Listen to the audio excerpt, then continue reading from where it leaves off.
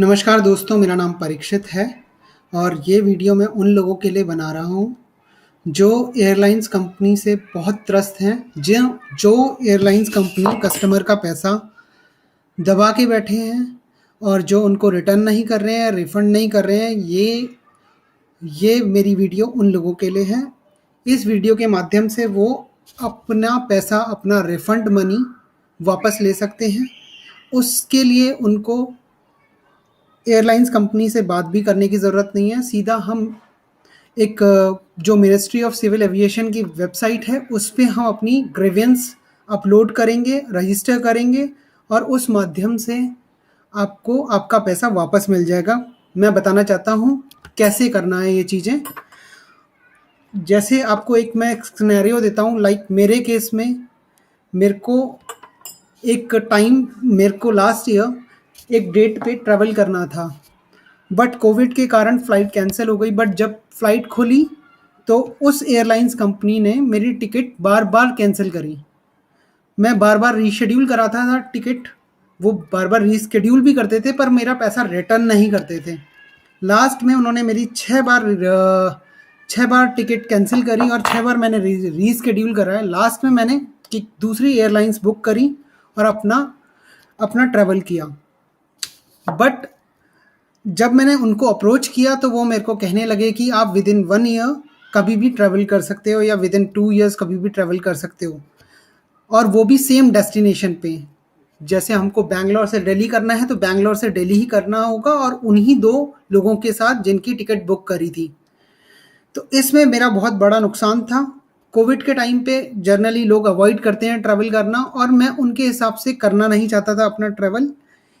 इसलिए मैंने ये सोचा कि और काफ़ी मैंने मेल करा उस एयरलाइंस को और मैंने उसके रिगार्डिंग में उन लोगों से, उनके कस्टमर केयर से भी बात करी, बट मेरा कोई फ़ायदा नहीं हुआ उस चीज़ को करने से।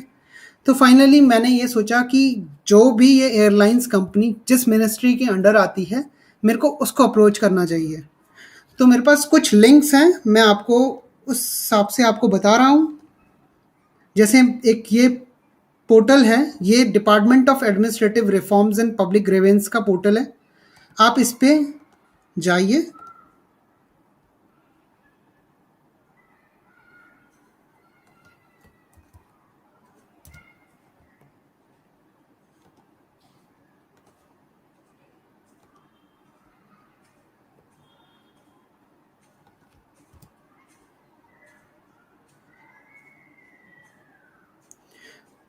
अगर आपका इस पे अकाउंट नहीं है तो आप इसमें अपना अकाउंट क्रिएट कर लीजिए। मेरा इसमें अकाउंट है तो मेरे को इसको क्रिएट करने की ज़रूरत नहीं है।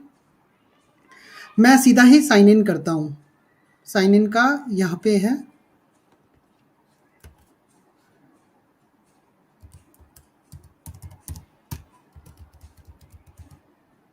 सिक्योरिटी कोड में मैं इसका नंबर डालूँगा 214077। तो ये मैंने कुछ ग्रीवेंस डाली हुई हैं। आपको करना कैसे लॉन्च है, यहाँ पे लॉन्च पब्लिक ग्रीवेंस का है, आपको इस पे क्लिक करना है।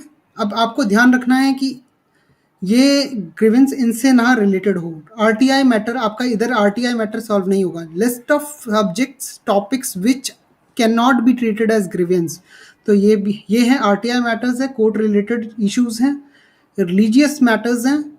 ओनली ग्रीवेंस में be registered and not suggestion, suggestion भी नहीं दे सकते हैं आप।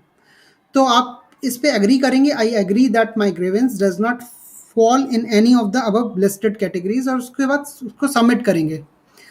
अब मुझे पता है मेरा एयरलाइंस जो है वो किसके अंदर आता है, सिविल एविएशन के अंदर आता है। तो अगर आपको ये चेक करना होगा, आपका कोई भी इशू हो, आप चेक कर सकते हो कि आपका किस चीज़ के अंदर कोई चीज़ आती है, तो आपको मिल जाएगा। तो मेरा रिलेटेड था सिविल एविएशन से, तो यहाँ पे सिविल एविएशन का पड़ा हुआ है। मैं सिविल एविएशन पे क्लिक करूँगा। उसके बाद मैंने मिनिस्ट्री सेलेक्ट कर दी सिविल एविएशन, और सेलेक्ट मेन कैटेगरी में मैं लिखूँगा एयरलाइंस रिलेटेड। ओके, उसके बाद सब सेलेक्ट नेक्स्ट लेवल कैटेगरी में मैं लिखूँगा कोई भी, चाहे वो एयर इंडिया हो या कोई भी एयरलाइंस हो, आप उसका मेंशन कर देंगे। उसके बाद आपको उसके बारे में कुछ भी लिखना हो, लाइक आप वो मेरे को पैसा रिफंड नहीं कर रहे हैं, आपकी टिकट कितने की पड़ी, वो सारी चीज़ें आप अपना मैटर पूरा अपना मैटर लिखिए इसमें। उसके बाद अपना जो टिकट है आप उसमें अटैच भी कर सकते हो, अटैच कर दीजिए। लाइक मैं कुछ भी लिख देता हूँ इधर, और उसके बाद मैं इसमें नेक्स्ट पे जाता हूँ। अब ये नेक्स्ट पे पूछेगा is this complaint related to कोविड-19, तो मैं बोलूँगा नहीं, मेरा ये कोई रिलेट नहीं कर रहा कोविड-19 से। तो यहाँ पे भी आपको वही जो मैंने उधर टाइप किया था, तो अपना प्रॉब्लम पूरा लिख देना है 2000 कैरेक्टर के अंदर। ओके, आपके ने इसके अंदर कोई और ग्रीवेंस खोली हुई है तो वो मेंशन कर देना रेफरेंस नंबर के तौर पे, डेट डाल देना, ये मेरा अपना एड्रेस वगैरह जो भी डालना है डाल देना।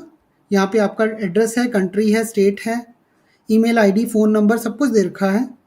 उसके बाद आप सिक्योरिटी कोड में ये डाल देना और उसके बाद सबमिट कर देना।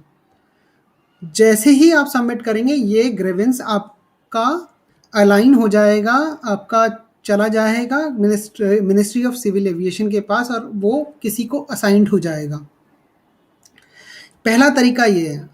और जब इसको असाइंड होगा तो उधर आपका एक फ़ोन नंबर भी लिखा होगा, फ़ोन नंबर मेंशन कर रखा होगा और उसका ईमेल आईडी होगा। तो या तो आप फ़ोन करके भी बता सकते हैं और उनको ईमेल भी कर सकते हैं अपने किसी भी अकाउंट आईडी से, चाहे आपके पास याहू हो या जीमेल हो या कोई भी हो, हॉटमेल हो।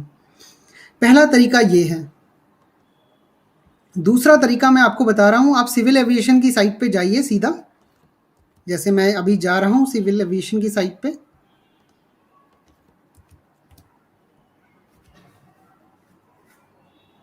सिविल एविएशन की साइट पे हम आपको बहुत सारी चीज़ें पता चल जाएंगी कि क्या आपके राइट्स हैं, कैसे आपको चीज़ें करनी है। यहाँ पे एक एयर सेवा पोर्टल है, आरटीआई ग्रेवियंस के अंदर एयर सेवा पोर्टल है, इस पर क्लिक कर दीजिए।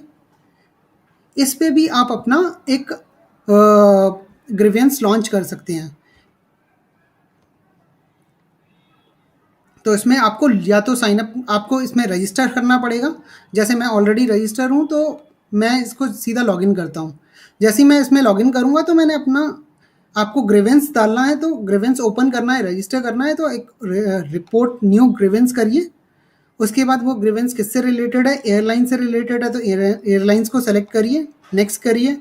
जर्नी डेट क्या था आपका, जैसे मेरा जर्नी डेट 29 ऑफ नवंबर मैं डाल देता हूँ। जनरली इस एयरलाइन से मेरे को कोई इशू नहीं था। यहाँ पे एयर इंडिया डाल देता हूँ, एयर इंडिया, ये मेरा एयरलाइंस में कोई प्रॉब्लम नहीं था। मैंने इसका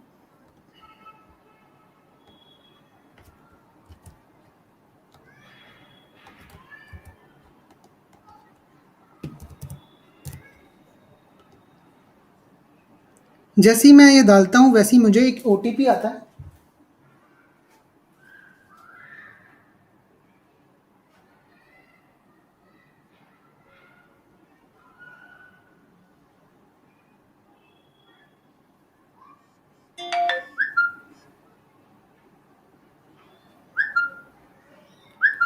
मुझे एक ओटीपी आया, मैंने ये ओटीपी इधर डाला, उसके बाद इसको सबमिट किया। अब मेरा जो रिलेटेड है मैटर उस पे मैं क्लिक करूँगा। लाइक मेरा कुछ भी मैटर हो सकता है, अदर्स पे क्लिक करता हूँ या टिकट रिफंड पे क्लिक करता हूँ।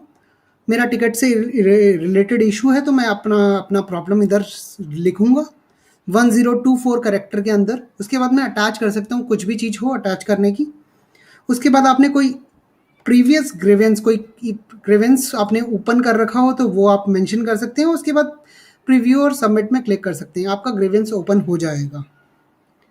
जब आपका ग्रीवेंस ओपन होगा तो ये असाइंड में चला जाएगा, किसको असाइन हुआ है आप उसको मेल के थ्रू भी अप्रोच कर सकते हैं। तो ये सेकंड मेथड हुआ। इसके अलावा मैं आपको एक चीज़ बताना चाहता हूँ, बहुत इम्पॉर्टेंट है। आपको आपके राइट पता होने चाहिए कि आप कैसे अप्रोच करोगे। और यहाँ पे एक मिनट,